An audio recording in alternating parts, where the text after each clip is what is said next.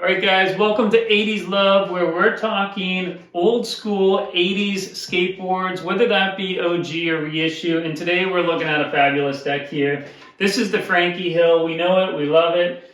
Frankie Hill was so iconic. It would have been around the late 80s. This board is a reissue of his 1990s board, but he skated in public domain and then in Ban This, and his Ban This part, he just blew up. Everybody started flooding Powell and said, this guy needs a board. Mike Vallely was leaving at the time, and so Frankie Hill kind of came in and took that position. And in fact, this is one of the things I didn't realize, which is really rad, is that his shape here is actually the shape of Mike Vallely's, but obviously, because this is from 1990, they updated the concave on it, and they provided him with a big nose here, and actually a kick nose on it. And we didn't see that on Mike Vallely's deck. But the actual shape here along the side with the waves, I'm going to put up a picture here so you guys can see the side by side.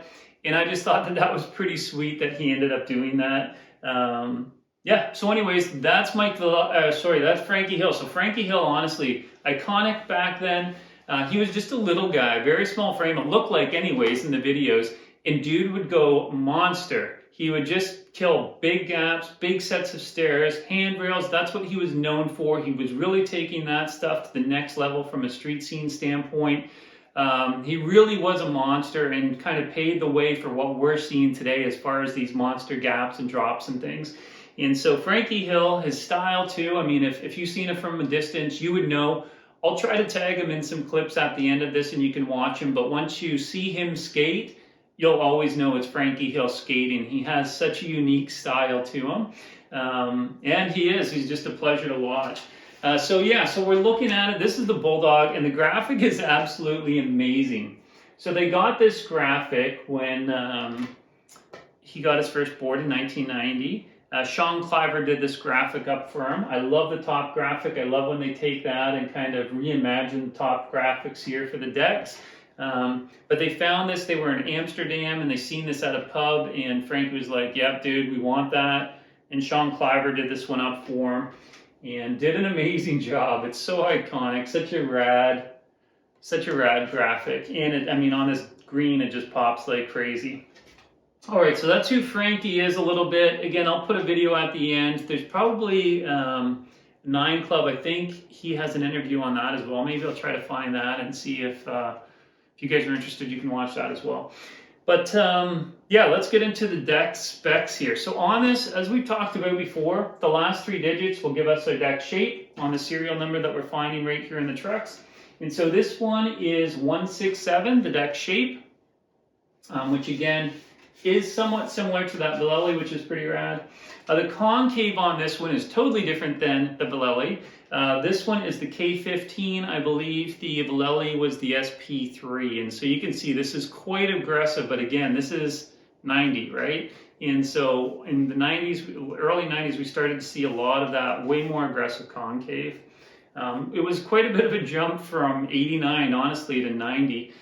Even late 89, we started to get into some heavier concave, but so anyways, we're seeing that in the concave. The wheelbase on this one, there's actually 2, so I believe they're probably giving us the median here at 14.5. As you noticed up here, there's options for 2 different truck placements. You can have the trucks create a smaller wheelbase, which gives you a longer nose, or you can have a longer wheelbase by positioning the trucks closer to the nose, and that will shorten the nose. So it really depends on your riding style, how you'd want to set that up. But on average there, it's probably around 14.5 is what they're saying. So the deck length is 31.5 inches. The deck width on this one is 10 inches. And the deck nose, it's giving us an average here as well on this, and it's saying 6 inches. I did some quick measurement. If you were going to use the back truck hole placements here to create a smaller wheelbase, I had 6.5. And then if you were to use the more forward truck hole spaces, I measured it at around 5 3/4. And so it's not a huge difference, but it does make a difference to some guys depending on the riding style. I'm not technical enough, honestly. Well, I haven't ridden this board enough to know if it would really make that big of a difference, but obviously they do it for a reason. What else? Oh yeah, the tail. So the tail here, this really is, there's just the one truck hole, so it's 6.75 inches, and that kind of wraps it up. As far as the holes though, the truck hole pattern, I was fully expecting this to be the old school truck hole pattern. For 2019, by that point, definitely the Bones Brigade, like the Big Six, the series that would drop, they were all old school truck hole patterns. And I guess some of these reissues, they had not quite all pivoted over to the old school truck hole patterns. But for the majority of the reissues now, when you grab them, you'll see that they're the old school truck hole patterns. And I like the fact that they went that direction. It seemed odd to me to have this board as a reissue, but not actually have the old truck hole patterns on it. So yeah, so I think that's pretty much it. What else? I mean, just the standard, we can see it on the top graphic here, but this is the 7-ply hard rock maple. What else do we need to talk about? The graphics themselves, they're the heat transfer. So it's not like the old school process where they screen the paint directly onto the board. With the heat transfers, they screen onto a heat transfer and then they put it on the board. It's kind of like a big sticker that they heat on there and the ink sets into the deck. But you can even see on this one, there's like a little bubble there. And so the heat shrink concept, I mean, it's good, I think, from a production standpoint. That's why they did it. But honestly, I don't like the application as well. I prefer the old school application. Again, I just think it goes back to the roots of it, right?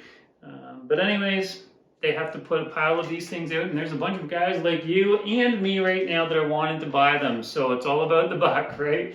They're just going to push it out. Anyways, guys, that's about it. I'm going to wrap it up there. But thanks again for watching. I do appreciate the subs. I appreciate the comments. It truly is a cool opportunity for us to engage and interact with each other. And I'm definitely, again, not an expert at all of this stuff. So I heavily lean on the information that you guys are providing, the information I collect from online, and the different Facebook groups and things that I'm in, the different forums. But yeah, I love learning. Hopefully you guys do too. Thanks again for watching. Peace out. Cheers.